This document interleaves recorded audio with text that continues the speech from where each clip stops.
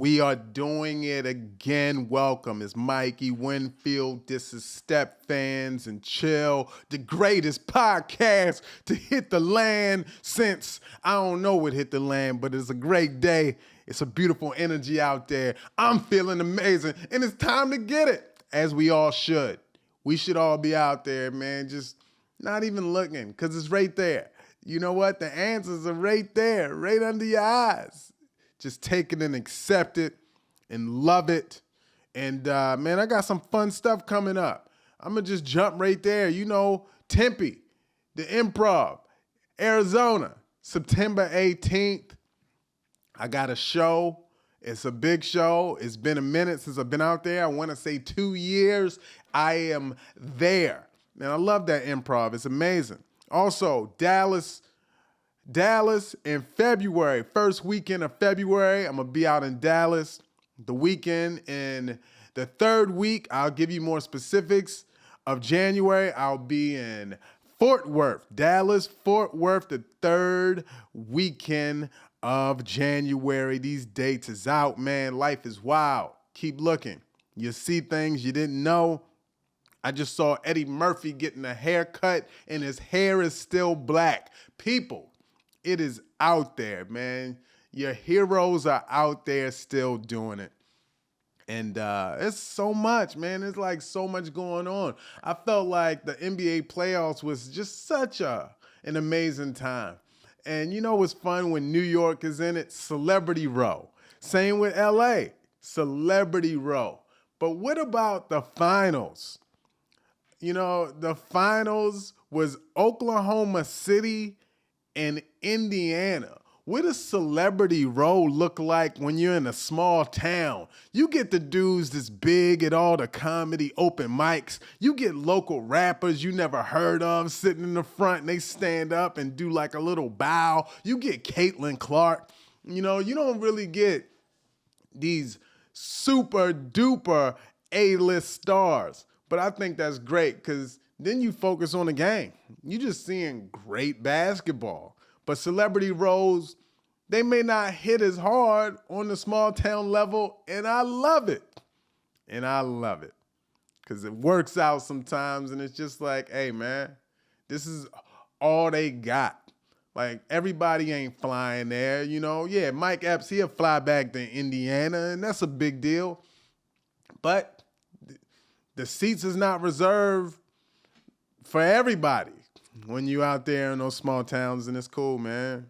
I just saw they're doing a reboot, and I wasn't into this show, but this makes so much sense. They're doing a reboot of King in the Hill, right?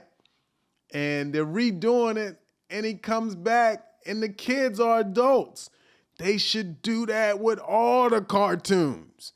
Bring back all the cartoons and reboot them and make them adults. Everybody that was in it. I want to see the Smurfs, but they all old now. Just old Smurfs.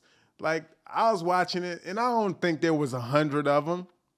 They said it was 100 Smurfs.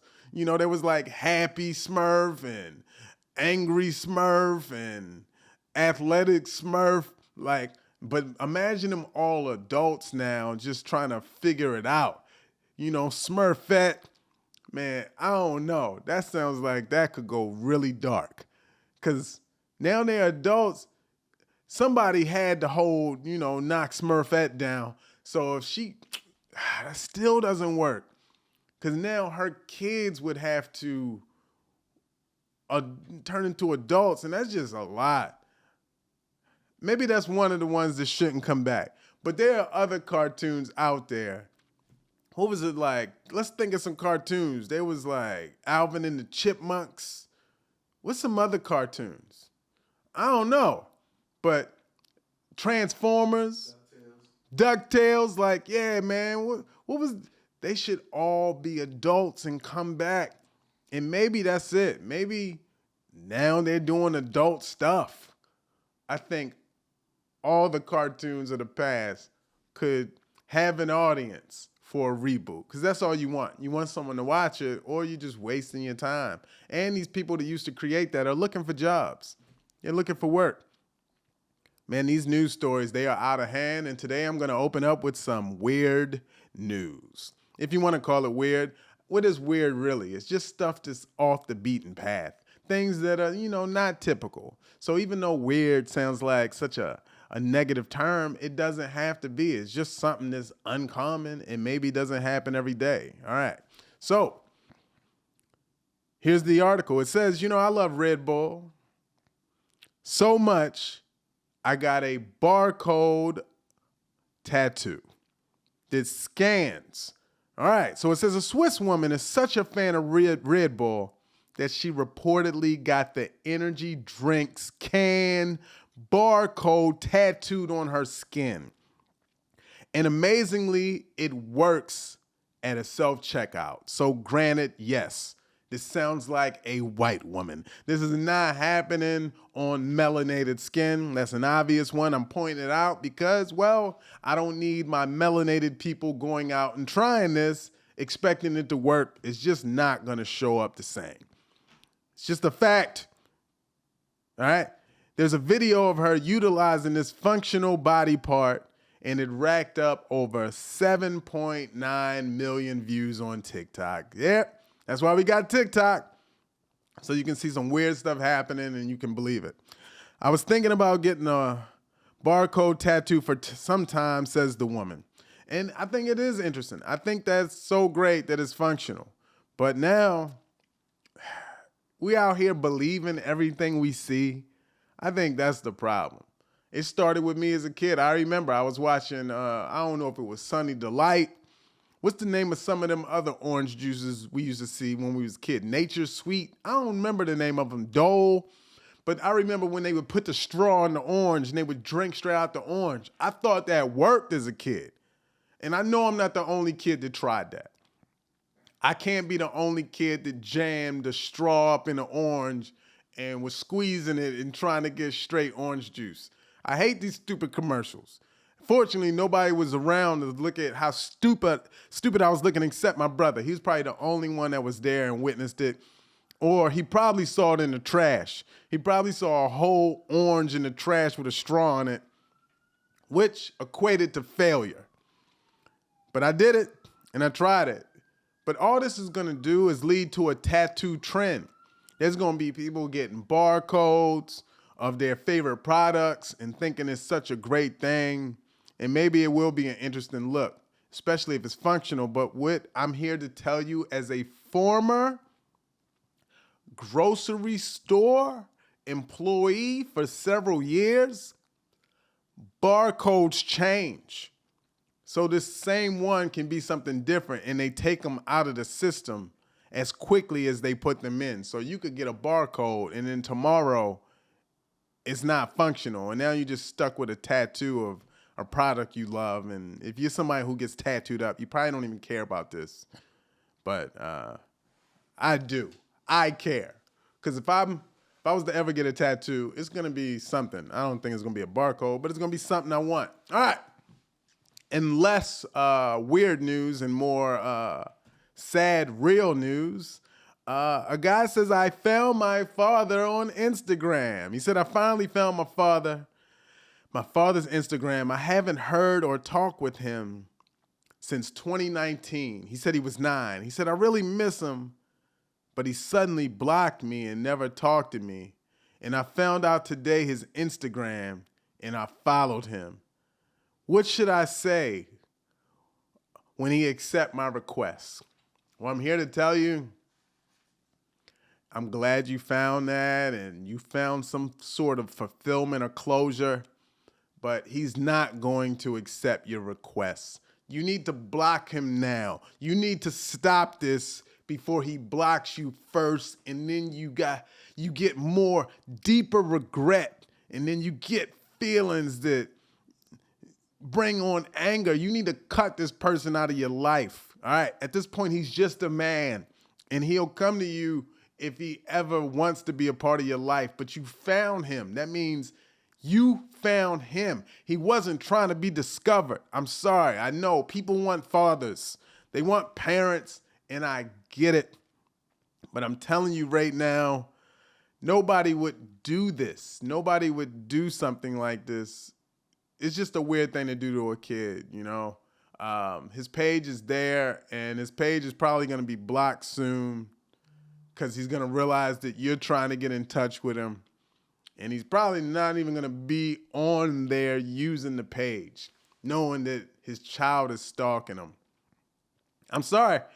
You got to go through this. Maybe in time you'll find a father figure that replaces this. It's a sucky thing to have to go through, but stop tracking him down.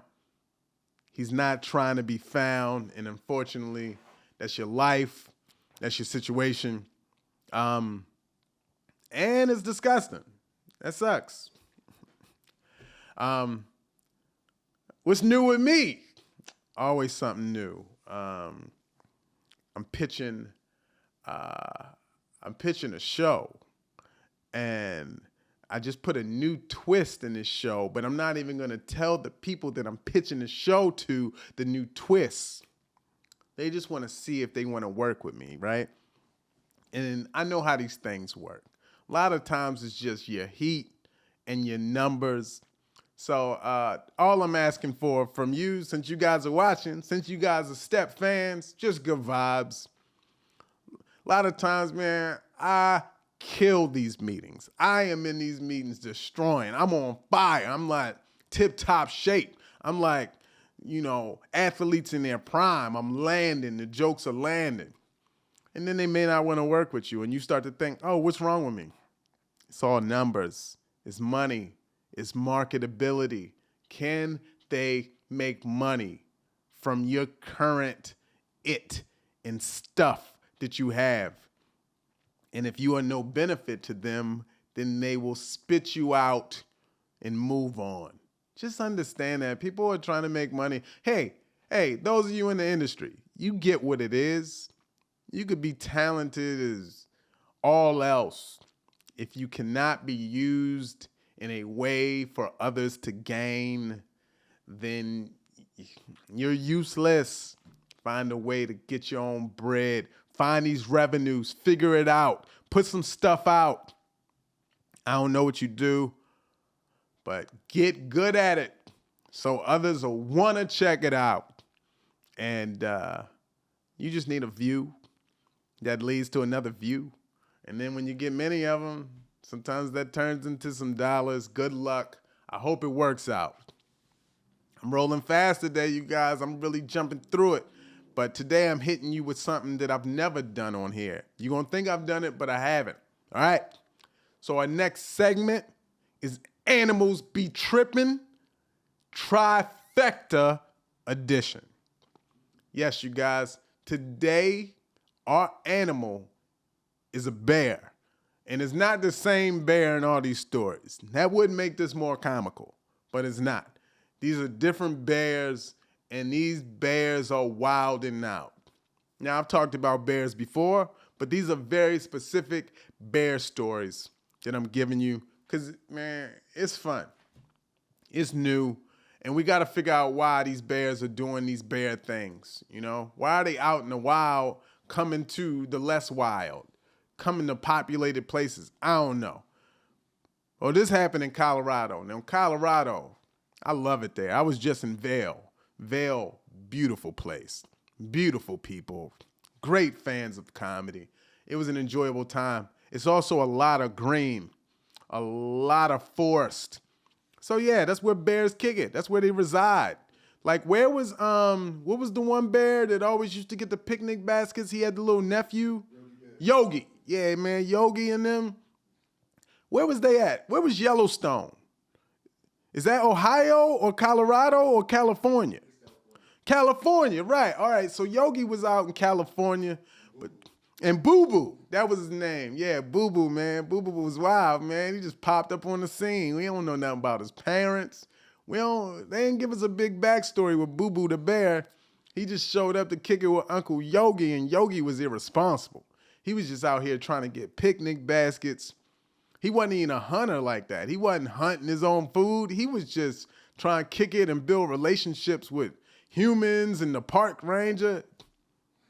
Man, Yogi was wild, man. this is ancient history to people, but I'm a connoisseur, man. I watch old cartoons. Sometimes I dig in the bag to just see what was planted in my system early to really understand why I am how I am, you know?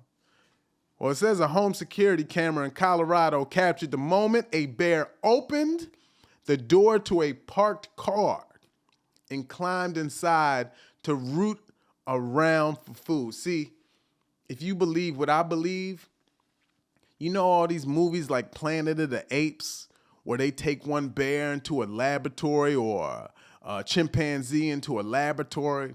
This has been done.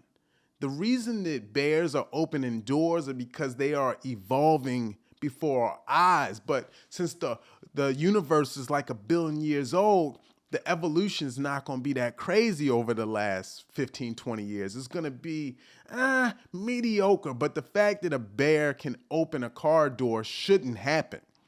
These are not things that should happen in evolution. It's happening because they have chips inside of them. And they've been in these laboratories and they've been given like food and meals or something that helps their mobility. Being able to just know how to open a car is not, it's possible, but it's beyond the mobility and what bears should do. All right. Y'all get what I'm trying to say. All right. Bears should be out doing bear things, which is hibernating and then killing other animals. And I didn't even know bears were carnivores like that. I know, I mean, they strong and stuff, and I see them, they jump in and eat fish, so I guess that's what they do. But most animals, you guys, I ain't here for no lesson like that, but most animals are actually herbivores. Look it up. Look it up. Most animals eat vegetables. There's only a few that's really like violating like that, like them lions and stuff like that. Many of them are just eating plants, and they fine with that, like we're supposed to do. We're supposed to be, never mind. Another day, another story. All right. They said the extent of the damage to the vehicle's interior was not clear. The video, recorded outside a home's garage on the northeast side of Breckenridge, shows the bear wander up to the parked car and use his paw to open the unlocked passenger side front door. See, this doesn't just go for people in Colorado. This is for people all around the world. If you're watching, you gotta lock your doors. All right, I know you're in a safe area, at least you thought, but now the animals are equipped to open the door and they just go inside. They look for, I don't know, they look for food, they look for cell phones, they look for anything that's gonna further hook them up with just how life is and so they can survive. It's not just about finding food anymore. Now they're looking for resources so they can just open new ways. Bear story number 1, down. Bear story number 2. All right? You guys might have seen this video. It's circulating online. A Florida woman and her dog escape a bear thanks to a bag of cookies. It says a Florida woman protected herself and her small dog from a bear by throwing the hungry Bruin a bag of cookies. I don't know the last time you guys been attacked by a bear, but hopefully you had something in your pocket. That's the lesson here. Keep something sweet nearby in case a vicious animal rolls up on you, and then you can give it a little distraction. It says Kristen Savage, that's her name, said she and her Chihuahua mix, aren't they all? I mean, really? Isn't every Chihuahua just a mix of something? Her dog's named Ringo. They said they were walking near their home in the Markham Woods area of Sanford when they had a close encounter with a wandering bear, because them bears be out there. They all got the yogi mentality. That's what I'm trying to tell you. They was in a lab. This is all started when they put that cartoon out and they were like, will people be cool with this? We will never be cool with it, but these were all experiments back in the day. And this is how this all kicked off. And now what's happening in real life. It's almost like a manifestation. We watched Yogi. He was interacting with the park ranger. This is happening in real life now with real bears. She said, I heard a bird. I was looking for a bird in a tree, and then I saw a black thing come at my leg. There has to be another way of throwing these things out so it doesn't feel racial like that. What you mean you saw a black thing come at my leg? She said, I thought it was an off-leash dog at first, then I realized it was a giant head. Imagine a big giant thing coming at your leg and it's a head. That is quite frightening. She said the bear was particularly interested in her 13-pound Chihuahua named Ringo. She said, I hauled my dog into the air like a piñata and I spun it around to get away. And this Chihuahua, can you imagine this Chihuahua being swung around like a piñata, just going hee hee hee hee hee hee. The piñata shaped Chihuahua was just thrown around. She saved his life. She said she kept spinning to keep Ringo away from the bear, causing her to fall and incur a lot of bruises and scrapes on her legs. I've seen this video. I know what happened here. She said the encounter ended thanks to a bag of cookies from her mother. This just happened. She says her mother lives right down the street. She had just stopped and handed me a bag of cookies for my kids. And then she remembered at the last minute, took them into her hand, took the bag, and she whacked the bear across the face with them. And then threw it, which ended up saving her life. Mothers with cookies are saving the world, not even knowing. What an incredible story. She came forward and then she sniffed, this is the bear, and she put her head down, sniffed the cookies, and while the bear was sniffing the cookies, they ran to the front door. Wow. I don't know, man. Like, when it's your time, I guess. And it wasn't her or Ringo's time. Fortunately, she had that bag of cookies. She also has a story. It's on videos. She'll be doing interviews for the next years to come. We'll see her on YouTube. We'll see her on local news. And I'm glad she survived. I'm glad she's alive. Hopefully she... I don't know. Fortunately, this doesn't happen again. Chances are, percentages-wise, it won't. Story number 2, down.